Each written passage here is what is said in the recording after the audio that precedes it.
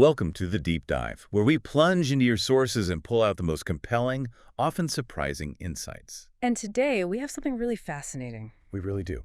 We're getting into a set of documents titled Who Are You Player 2018. Now, this isn't just about, climbing the corporate ladder or how to get ahead in your career. Yeah, it goes much deeper. It really does. It's about understanding those subtle, often completely unseen forces that truly choke success and influence in any kind of environment. We're going to try and dissect what it truly means to be simply a player versus the much more impactful, almost enigmatic figure called the player. Right. Big difference. Huge. We'll explore how strategy and precise timing and even, a bit of calculated rule bending can fundamentally redefine your path. Indeed. And this deep dive, it offers a truly unique lens on power dynamics, doesn't it? And organizational cultures, and what the author calls the art of purposeful disruption. It really challenges the conventional wisdom about just, climbing ladders. Suggests that path is often a dead end, actually. Which is pretty provocative. It is. Instead, it focuses on identifying inherent cracks within systems and then leveraging those cracks for significant, often really transformative impact. It's about seeing the world not just as it is, but maybe as it could be through a very strategic lens. So our mission today, really, is to equip you with these powerful insights gleaned directly from these sources. Our goal is to help you decode your own environment, whether you're navigating a brand new job, maybe an established career, or simply trying to understand the complex social structures in your day-to-day life. And the sources themselves are quite a mix. They really are. A remarkable blend of incisive business strategy, practical psychology, and some pretty gripping real-world anecdotes. It spans everything from political coups and high-stakes corporate boardrooms to, and this one surprised me, a notorious prison escape. Yeah, that one stands out. It's a compelling, sometimes frankly unsettling look at how individuals truly gain and maintain influence. The core message that resonates throughout is that knowledge isn't merely about what you know. It's about the strategic application of that knowledge, how you use it. We'll be extracting and elaborating on the core principles behind what the author powerfully labels the player. It's about transforming raw information into actionable power. So if you've ever found yourself wondering how some people seem to just effortlessly ascend to positions of immense power, or how seemingly impossible feats get pulled off right under everyone's noses, often with complete discretion, well, you've absolutely come to the right place. We're definitely going to unpack some profound, maybe even uncomfortable truths today. Let's get into it. Okay, let's start by laying some groundwork, get a foundational understanding here.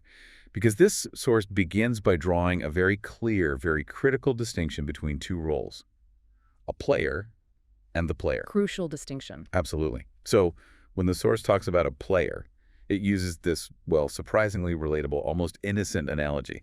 Imagine a typical college graduation. A player, in this context, is someone who has meticulously completed all the relevant coursework. Kicked all the boxes. Exactly. Diligently met every single requirement and dutifully graduates. They've done everything by the book, precisely what they were supposed to do. They might even be the valedictorian, demonstrating impressive leadership characteristics, obviously technical competence, a strong work ethic. They are, without doubt, a high achiever. That's right. In this role, a player, it fundamentally represents compliance and competence within the established structures. These individuals excel by fulfilling expectations, by mastering the defined parameters of their role or their environment. And while this is incredibly valuable, it's how organizations get things done, right? Of course. The source suggests that this role, while commendable, often signifies a focus on individual achievement and adherence to the existing norms. They're excellent at the game as it's currently set up, but they're not necessarily the ones reshaping the game itself. They might lead a team, sure, but maybe not define the strategic direction for the whole enterprise. Right. Okay, now, here's where it truly gets fascinating. Because the player, with a capital T, operates on a completely different stratum. It's almost an entirely different plane of existence. The source uses an analogy that, it might catch you off guard, might even make you raise an eyebrow. It brings up El Chapo. The drug lord? Exactly. And it's really important to state up front, the source isn't endorsing his actions, not at all, but it's dissecting the mechanics of his influence. He may not possess a college degree or follow any traditional rules, obviously, but he commanded a loyalty so profound, so absolute. Almost unbelievable loyalty. Right. That people risk their lives to meticulously plan and dig a cross-city tunnel. complete with straight lights and a fueled motorbike, right from his jail cell, literally under the nose of national security. And the profound insight here isn't about the illegality, it's about the unquestionable nature of his power. The player isn't merely skilled. They possess a loyal cult, a dedicated following, substantial, often hidden resources, and the strategic foresight to orchestrate and execute incredibly complex, time-consuming, high-stakes plans successfully, often with complete discretion. And it brings it back to the corporate world, too. It does. It drives this point home with a corporate example. Think of a chief executive in a boardroom.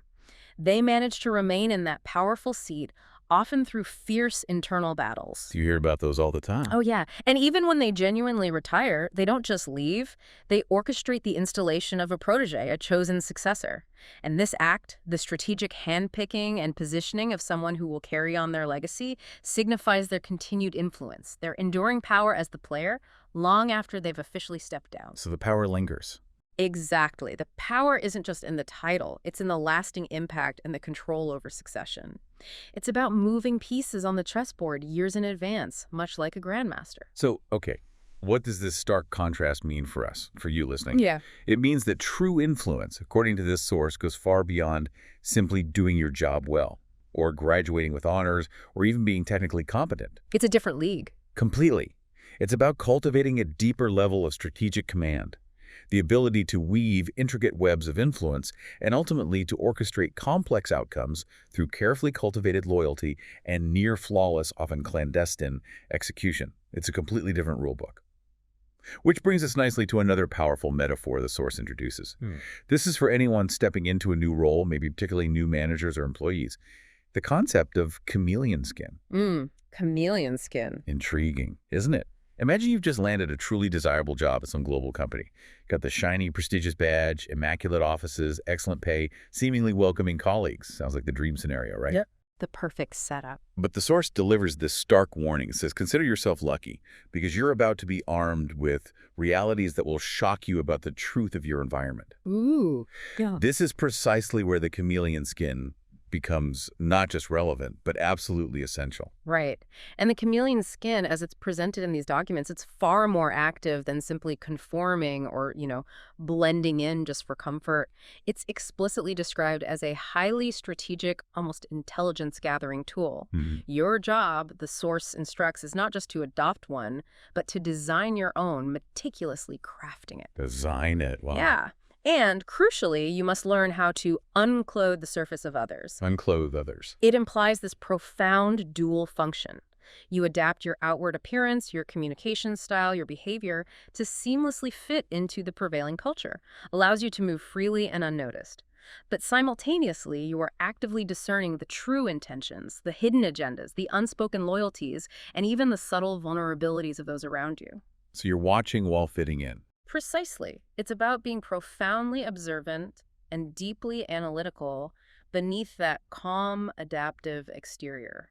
The source really leans into this idea of uncovering hidden layers, doesn't it? Comparing the process of truly understanding your environment to peeling back the layers of an onion. Classic metaphor, but used very effectively here. It emphasizes that this isn't just about surface-level adaptation or fitting in. It's about a much deeper strategic uncovering of what truly lies beneath that immediate surface. Which immediately raises a critical question. What exactly are we looking for beneath these layers, and why is peeling them back so vital? Yeah, what's the goal?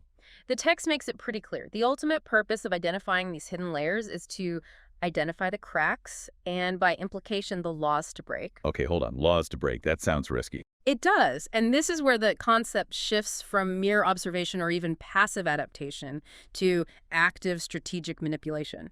You're not simply adapting to the game as it exists. You are actively seeking out its inherent weaknesses, its unspoken loopholes, the vulnerabilities or unconventional pathways within the system itself that can be exploited for significant advantage. So it's looking for loopholes, essentially. Or maybe more than loopholes, actual cracks.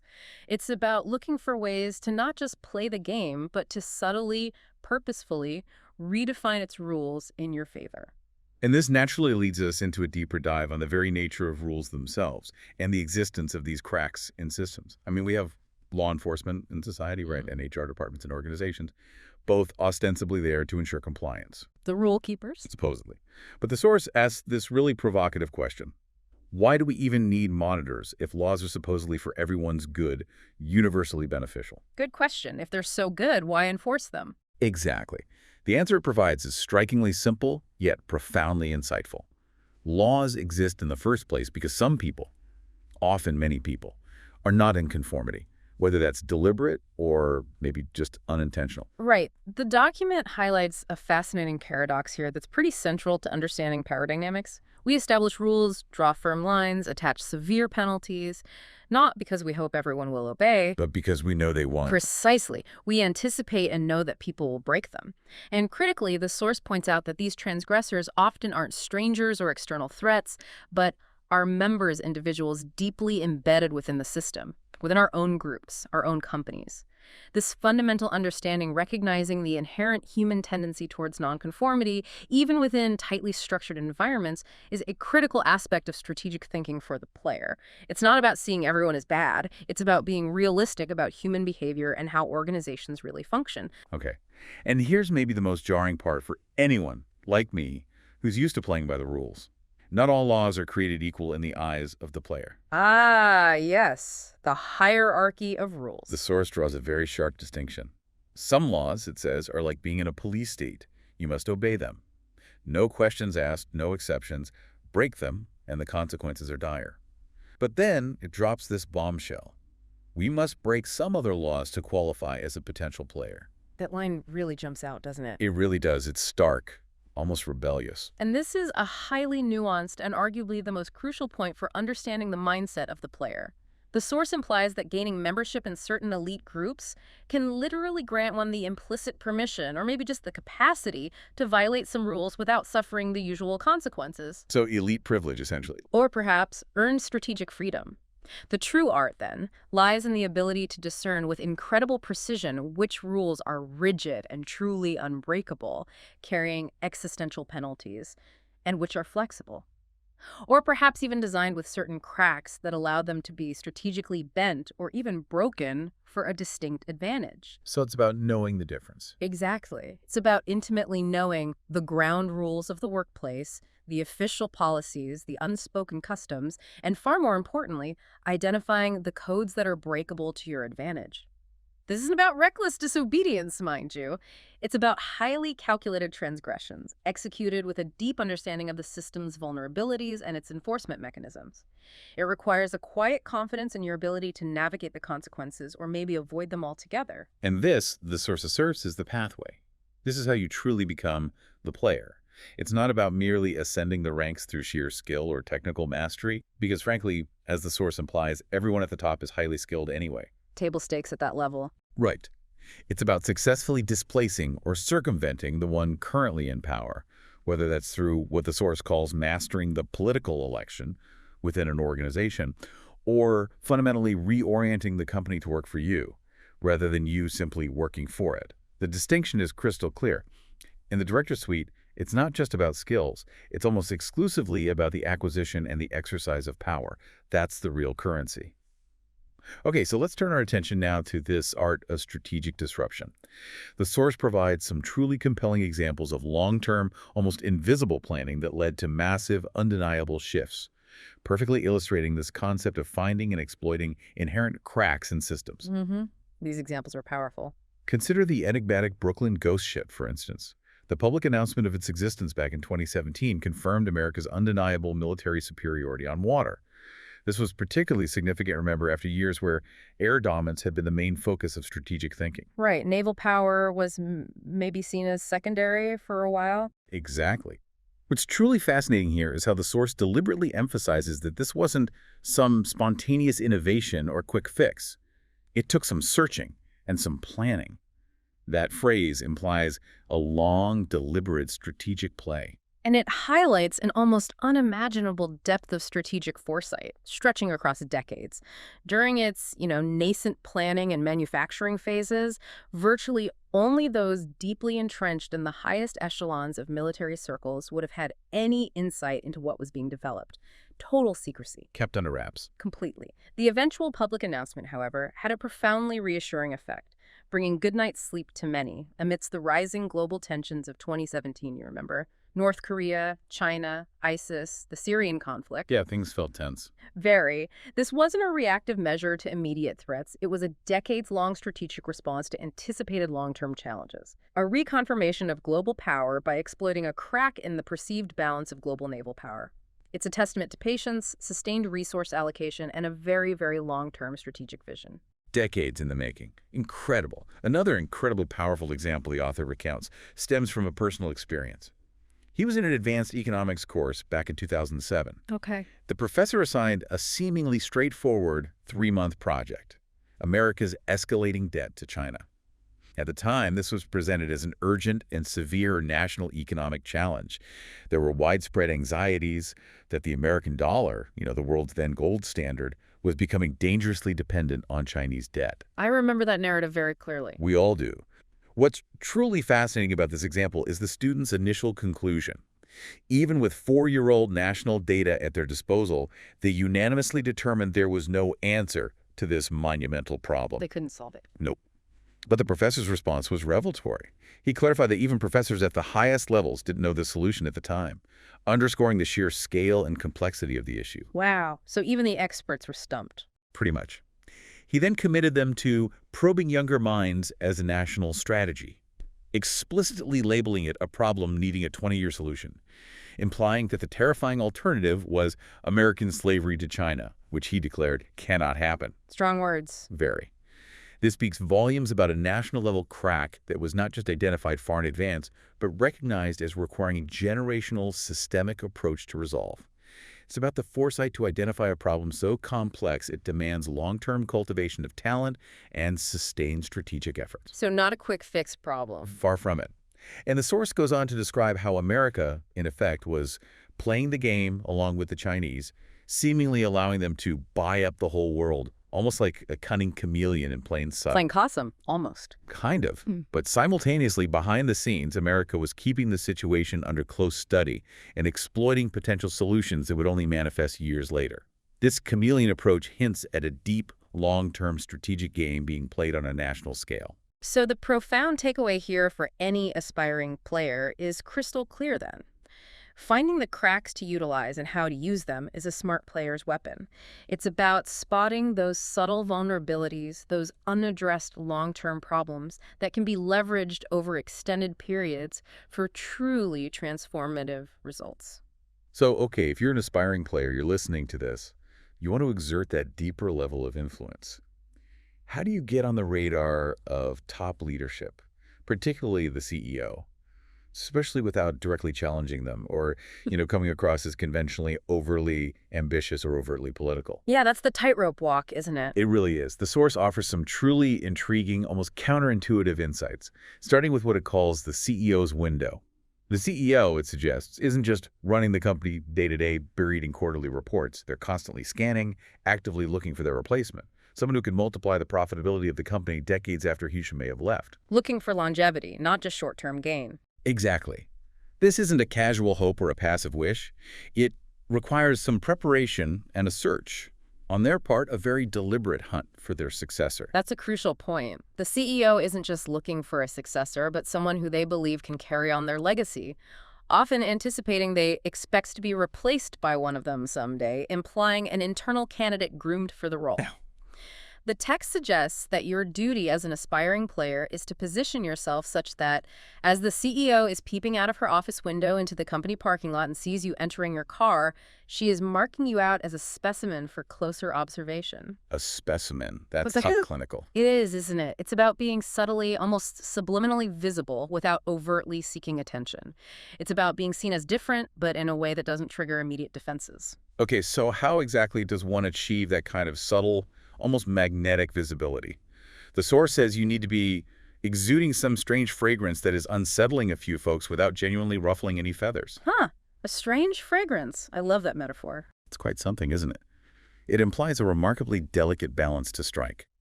You want to be noticed to create a subtle buzz or a sense of intrigue, but without generating active opposition or making yourself an obvious target. What does that actually smell like in a practical work setting? Well, think of it as a quiet, consistent competence that subtly disrupts the established order. It's not about loud self-promotion or aggressively pushing your ideas forward. Not the squeaky wheel. Definitely not. Instead, it's a consistent, almost uncanny ability to deliver results, to anticipate problems before they fully materialize, or maybe to propose genuinely innovative solutions that make others take notice. It's the person who consistently over-delivers, not necessarily by working insane hours, but by working smarter, by identifying unseen efficiencies, or by making connections that others miss. The quiet performer who gets things done. Exactly. Others around you might feel a subtle shift in the dynamic, perhaps a slight discomfort because you're operating outside of predictable norms, but your undeniable value, your consistent results, keeps them from active opposition. You make your impact felt without making yourself an obvious threat. And you achieve this visibility through that crack by appearing routine in your daily work, maintaining your carefully designed chameleon skin, while strategically, say, parking your car in vantage view, or always being present at the right informal gatherings. It's about being smart at some things that are consistently identified by other directors and your superiors, which then leads naturally to specific promotions. So it's a slow burn. Very much so. The source emphasizes that this subtle manipulation of the situation to bear such results takes years of patient strategic effort. But it always starts with identifying that initial crack and strategically presenting yourself within it. This brings us to a truly bold, maybe unsettling, statement from the source. One that fundamentally challenges conventional career wisdom. The ladder is dead. Boom. There it is. Right. The traditional career ladder, the source states definitively, is a known and congested route. It never works, not these days anyway. Yeah. It is a deceptive symbol. That's a powerful rejection of a widely accepted career paradigm. It absolutely is. And it's a critical insight for anyone trying to navigate their career today, especially those aiming for the very top. Instead of advocating for the linear, step-by-step climb, the emphasis is placed firmly on planning your disruption years. Disruption years, okay. These disruptions, the source clarifies with a crucial distinction, may be innovative, yet they are not genuinely spontaneous irrespective of associated pretenses. Meaning they look spontaneous, but they're not. Precisely.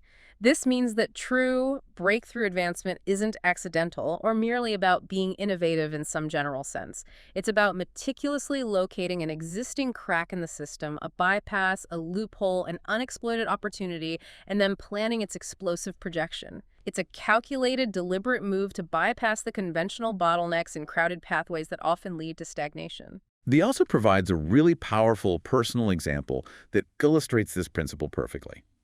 It's from his early career as a dentist in the British public service system. Ah, yes, the dentist story. He identified two distinct pathways for career progression.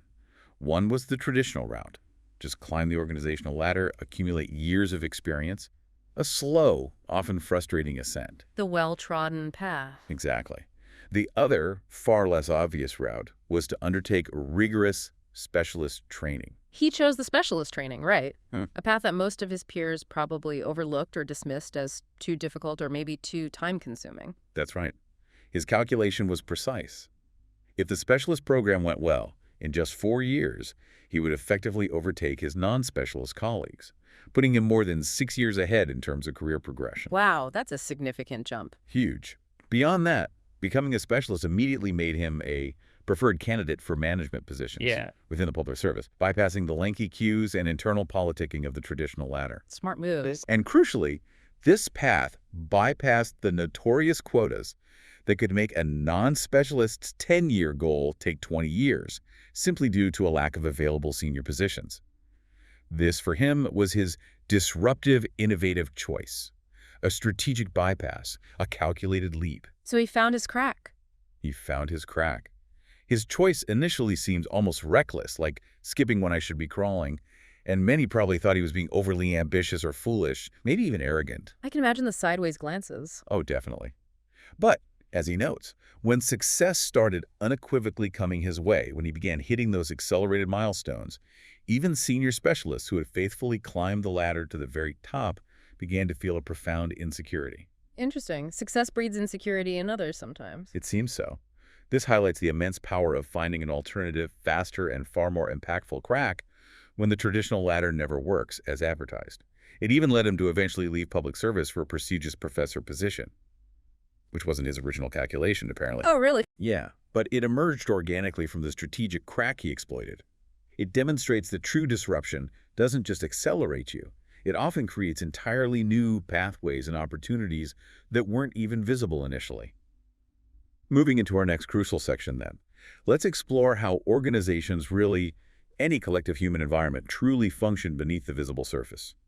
Every organization, of course, has its declared business culture, its mission statement, its official hierarchy. The org chart on the wall. Exactly. Ugh. But the source makes it abundantly clear that beneath this visible structure, there are incredibly powerful subcultures, unspoken loyalties, and hidden networks that truly drive influence and decision-making, often in ways that completely contradict the official lines. Absolutely. The source uses a seemingly simple, almost innocuous example to illustrate this point perfectly. The humble cashier. Right, the cashier. Even a cashier, whose job appears purely transactional, taking payments, issuing receipts, has a social life, a family life. And these aspects inevitably spill over and impact their workplace dynamics.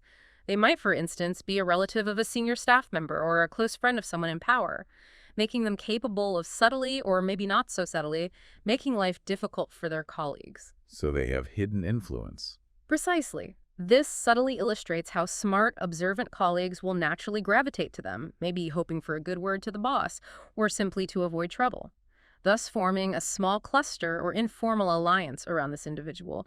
These informal networks, often completely invisible to the casual observer, are absolutely foundational to how influence truly operates within any environment, from a retail store to a government ministry. That makes sense. Another incredibly powerful anecdote from the source recounts the story of a new supervisor in a training department. This supervisor had little to no prior contact with the actual classroom environment, the core function of his department. Not ideal for a training supervisor. Not at all. Predictably, he felt deeply insecure leading a department of seasoned, highly experienced teachers who actually paraded far more advanced academic qualifications than he possessed. So how did he handle this insecurity and exert his authority? He throws his weight around by strategically identifying and leveraging similarly longer-serving friends to boost his ego as he tried to settle into his job. Ah, the power of the klug. Totally. This is a textbook, almost archetypal case of subculture overriding formal structure and dictating power beyond official lines. The supervisor's friends acted as what the source calls spies or open support groups, protecting him from internal challenges and providing him with information as he settled in. Covering his back. Exactly. Yeah. And the deeper truth revealed was that he had actually lost his former job through company restructuring and was smuggled into the new position by this pre-existing group of friends who ganged up to protect him and ensure his placement. Wow. Smuggled in. Yeah. This anecdote perfectly highlights how informal alliances, personal histories, and deeply entrenched subgroup loyalties can dictate career paths and influence power dynamics, often completely overshadowing official merit, qualifications, or even the stated purpose of the department. It's a stark reminder that the official organizational chart is often just a mere suggestion of how things truly work. The map is not the territory. Not even close. And for a truly relatable, everyday example that most of us can immediately connect with, the source describes a colleague's frustration about organizing birthday parties for two different male colleagues within the same organization. Okay, office birthdays. Always political. Aren't they just? In the first instance, for the first colleague, there was this outpouring of enthusiasm. Turned out to be a big show with a little effort. Everyone was on board, contributions flowed freely, the celebration was effortless. Easy peasy. But then, as she tried to organize another party for the second colleague, she was genuinely shocked and disappointed that even assumed loyalists backed out at the last minute. It took immense coaxing just to get a small, reluctant group together. Ouch. Awkward. Very.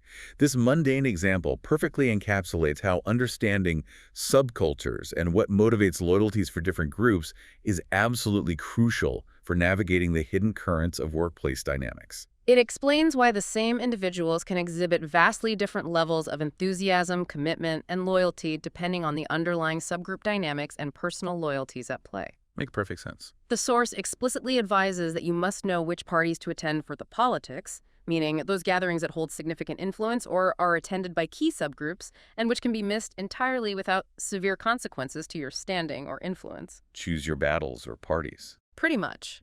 Ultimately, the meticulous search for cracks in an organization begins with precisely identifying these subgroups, deeply understanding their unique cultures, and discerning their influence on the hidden power structures within the workplace.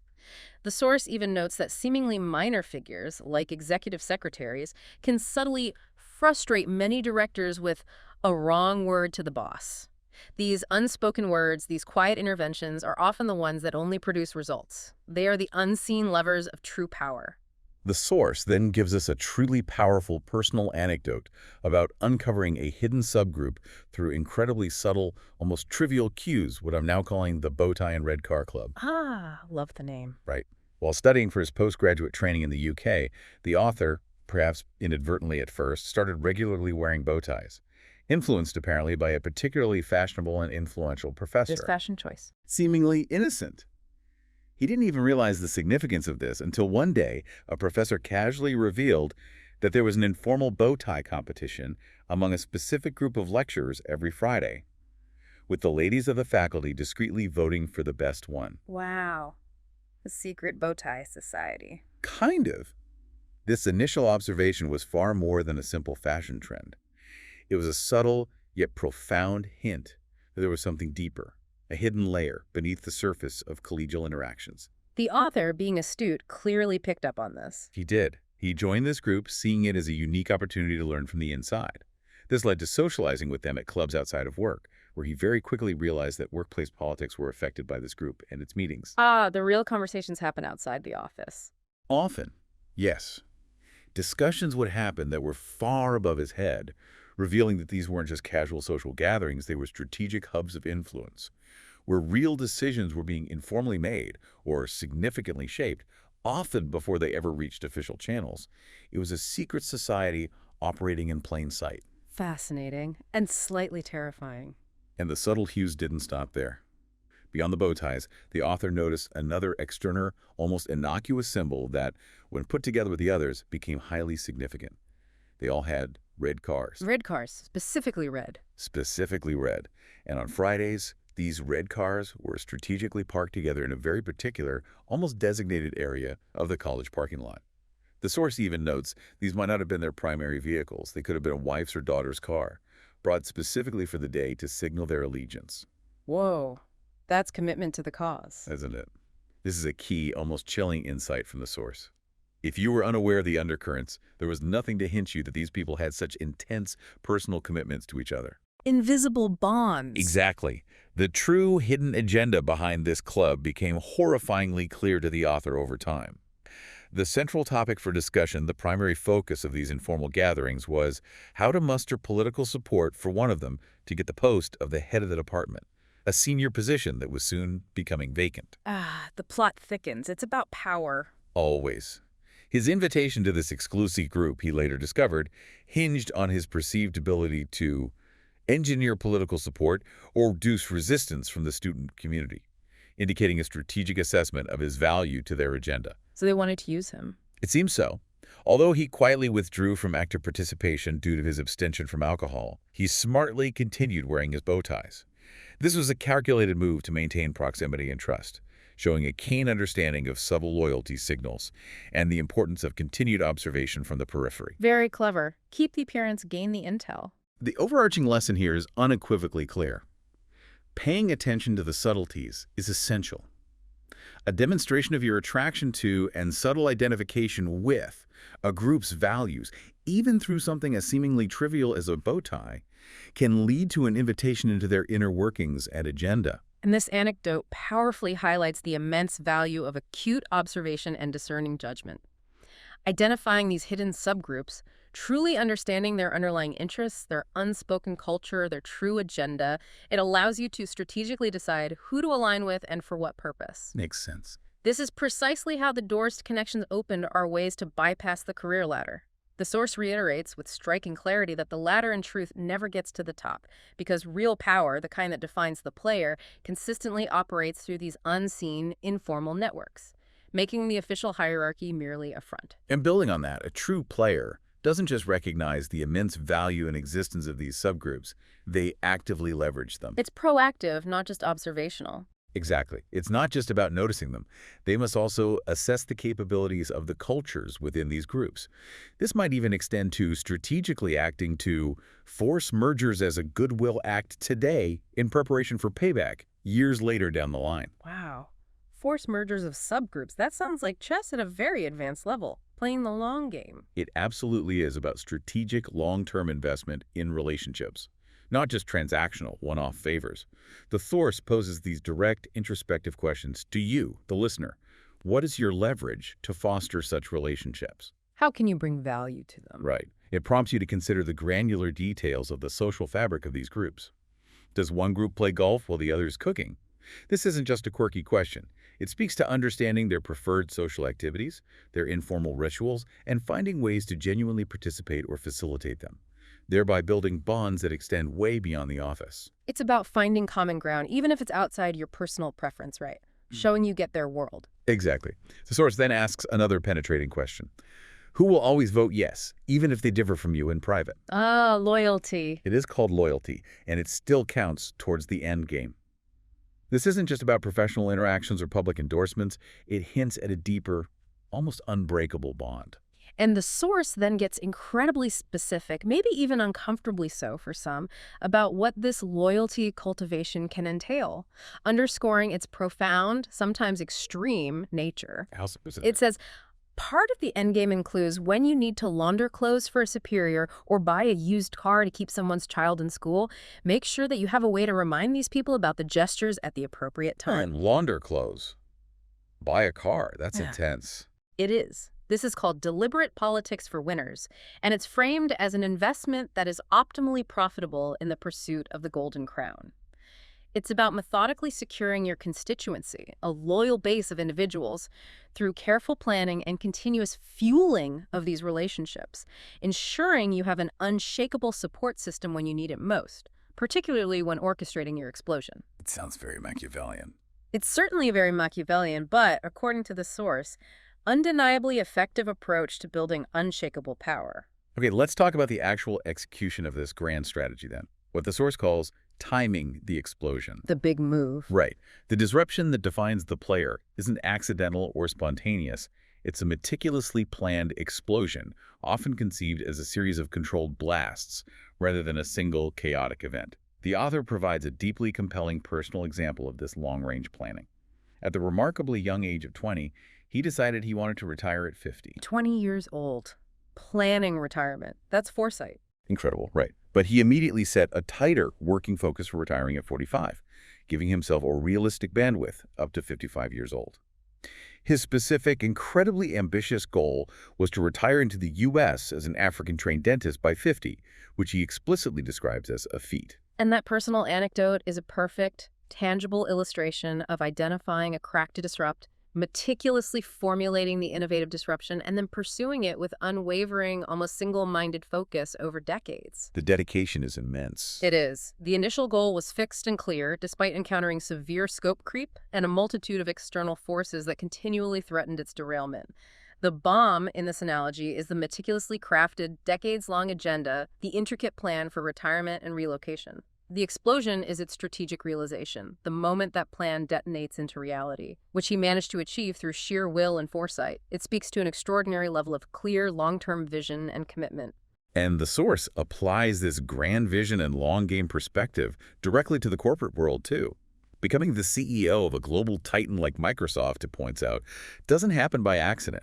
It requires beating out other masterminds and geniuses who are equally ambitious and capable. The competition is fierce at that level. Absolutely.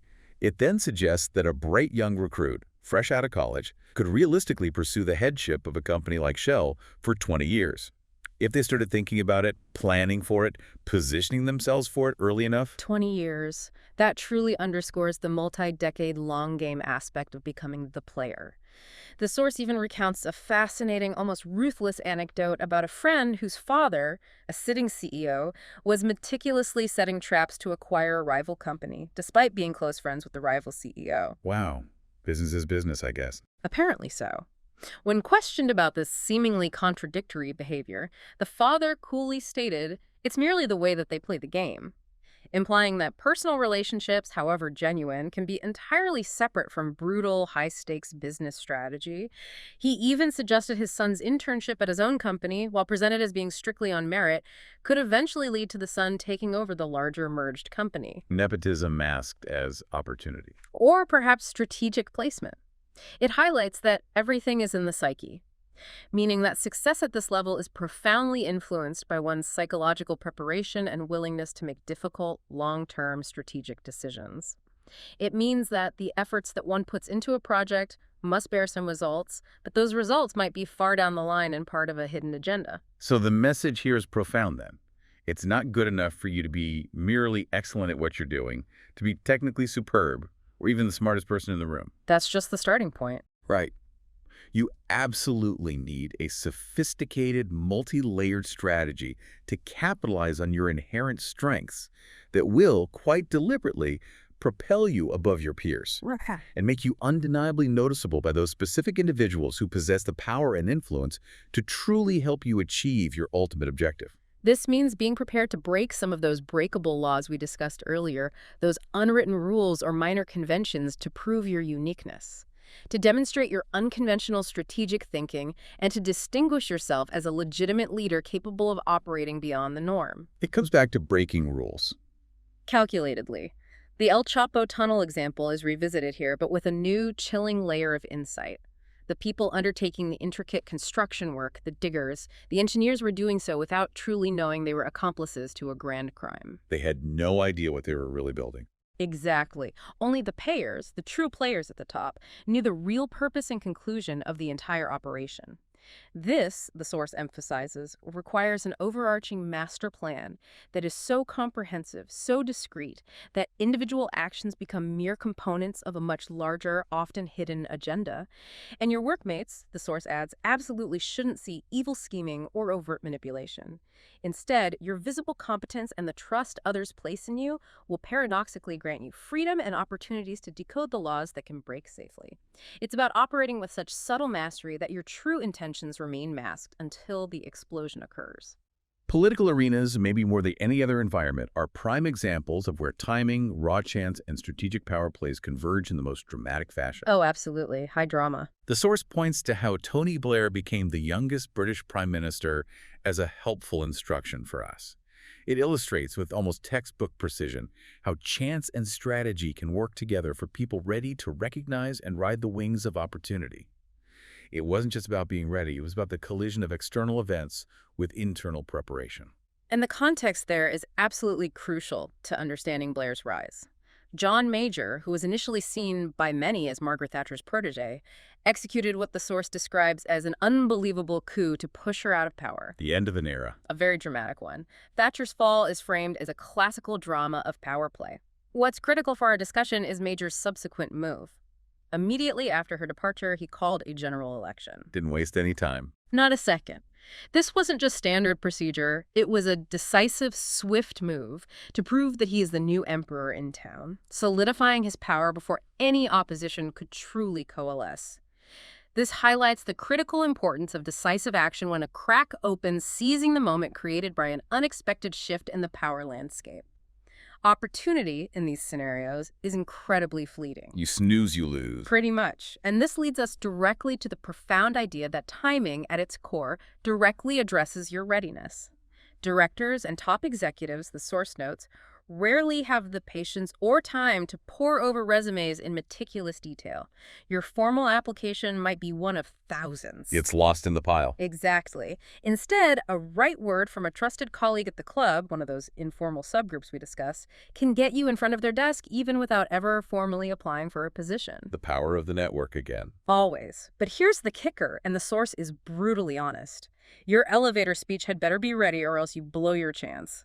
The window of opportunity can snap shut in an instant. You go unshot. Often, yes. This perfectly emphasizes the readiness component of true opportunity. It's about being positioned precisely perpendicular to the bullseye when the whistle blows for an unexpected, often unannounced opportunity.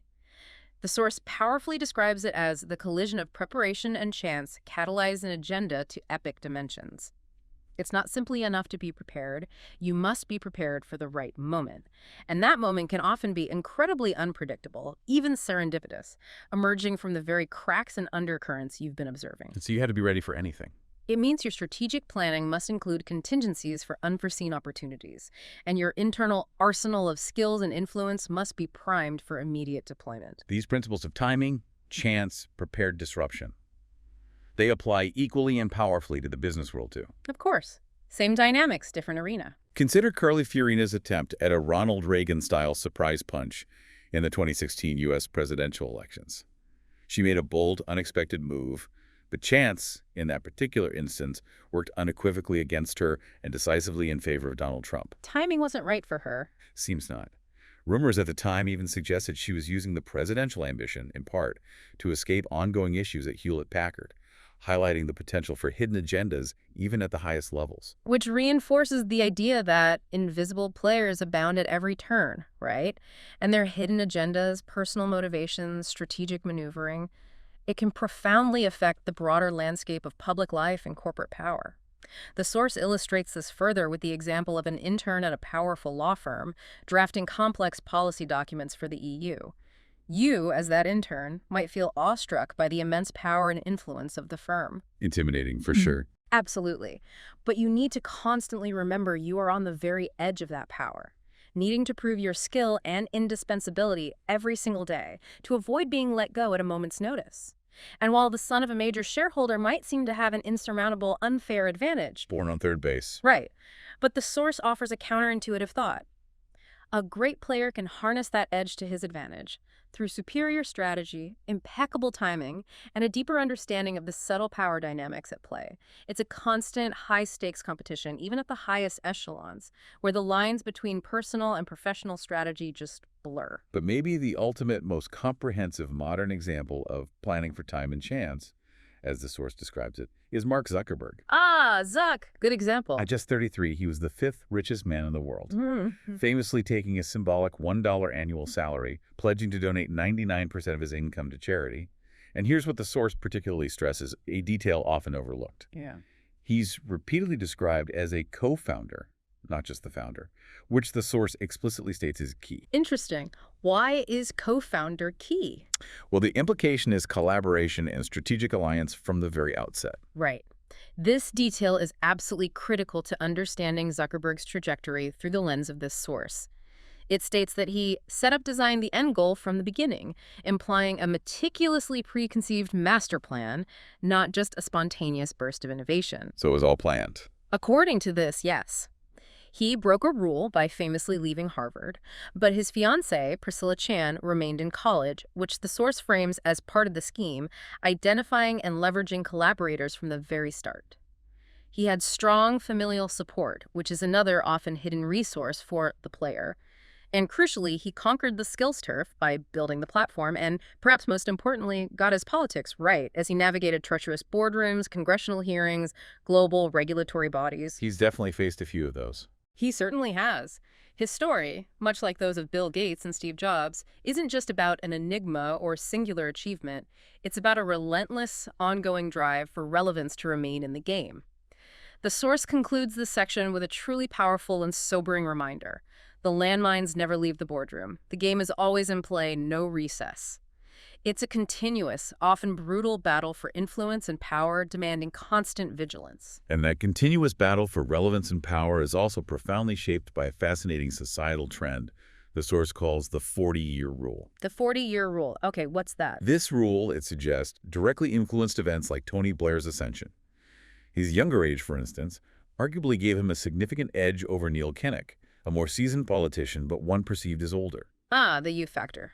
Exactly. The Labor Party at that time consciously opted for the new wave of useful leaders, influenced by evolving scientific theories which suggested that you were at your best if you led your organization or industry at 40 years old.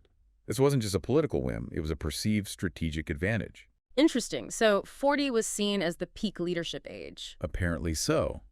This trend, the source notes, permeated beyond politics and heavily influenced ambitious career trajectories in fields like banking and academia. Okay, how so in academia? For an ambitious academic, for instance, if you graduate college around 20, The societal expectation, or maybe the strategic trajectory, was to have your PhD completed by 30, and ideally to be a department chair or in a senior leadership position by 40, ready to enter university governance. Wow, that's a tight timeline. It is. It explicitly implies a career trajectory that demands calculated strategies, deft political posturing, and maneuvers years in advance.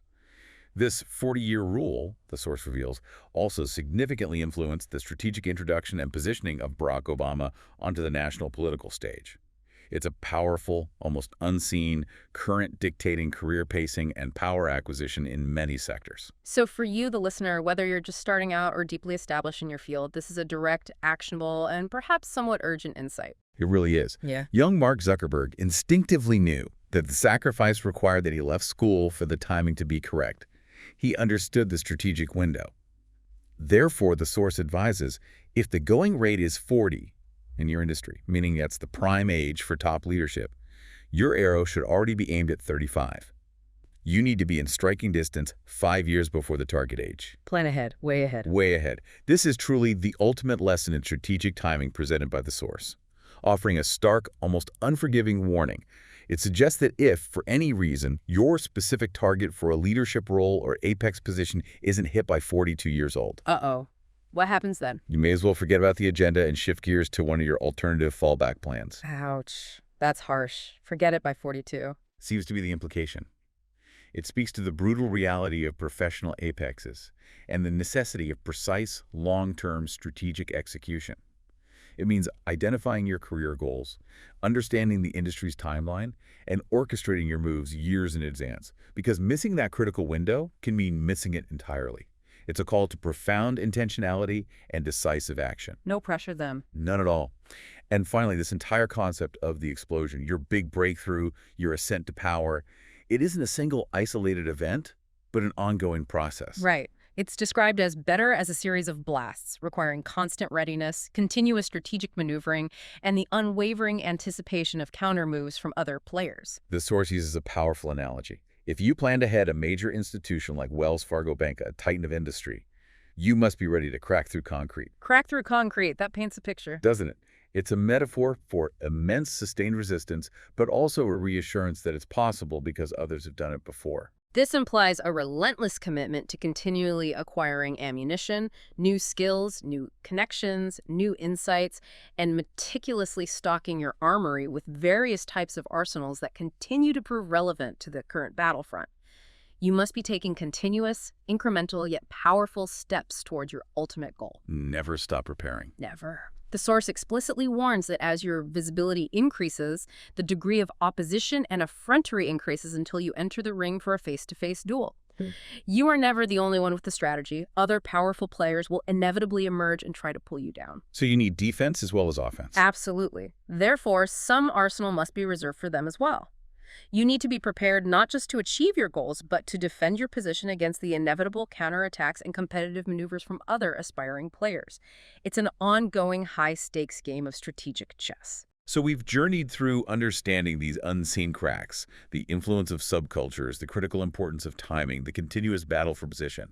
But what does all of this truly culminate in for the player? The bottom line, really. Exactly. The source makes it abundantly clear that it's all about one core outcome: the acquisition and strategic exercise of power. Success is great, yes, but the true message here is the acquisition of power to influence decisions that mark you out as the real player. It's the influence that matters most. It seems so. This power, the source argues, is what makes things happen, irrespective of the organization's size, its official hierarchy, or its stated mission. And this raises an incredibly important yet often misunderstood distinction. Seniority, a higher position on the organizational chart may certainly mean superior authority, but it does not always translate to power. Authority versus power. Key difference. Huge difference. Authority is granted. Power is cultivated and seized. The actual power to influence action, to steer the ship, the source reveals, may reside somewhere else not very visible within the organization. These true leaders, the players, are consistent influencers. They're the ones whose quiet words or subtle actions reliably produce desired outcomes, even if they aren't the visible authority figure with the corner office or the official title. It's about knowing who truly pulls the levers behind the scenes. The person behind the curtain. Sometimes, yeah. The source then provides a very precise definition that ties all these concepts together. Power is the ability of a body, whether that's an individual or a group, to influence the behavior of others and to achieve their preferred outcomes.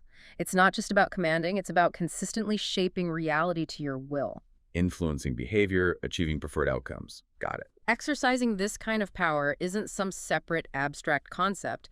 It's framed as a fundamental managerial responsibility akin to planning and coordinating. It is firmly related to leadership.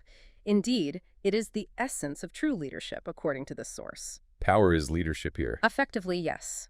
The effect of this power ripples through the organization, its ecology, with various environmental factors modulating its impact, like unseen currents in a river. What's particularly insightful is that its ultimate source is often not apparent to the casual observer, precisely because its profound effects are frequently overshadowed or attributed to the visible individuals and groups, rather than the true player pulling the strings from the shadows. It's about being the quiet force that fundamentally alters trajectories. Okay, so given this profound definition of power, the source then turns to identifying the key traits of a leader who not only acquires but also wields this power effectively.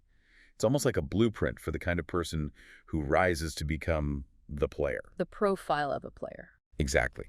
They are first and foremost individuals who consistently solve problems, not just identify them or complain about them. Action-oriented. Very. They also readily perceive their responsibilities and roles within the larger organization to secure a fit, meaning they understand how their piece fits into the grand puzzle. And critically, they have a strong desire for achievements, a relentless drive for results. Beyond just problem-solving and ambition, these leaders exhibit a crucial blend of self-awareness and social intelligence.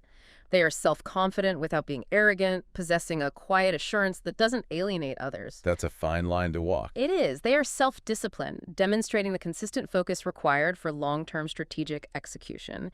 They can genuinely listen, which is vital for discerning those hidden subcultures and unspoken agendas we talked about. They have mastered the art of effective communication, understanding not just what to say, but how, when, and to whom to say it for maximum impact. Communication mastery. Yay. Key. Absolutely. Crucially, they are very analytical with a little above average intelligence, able to dissect complex situations and identify those crucial cracks.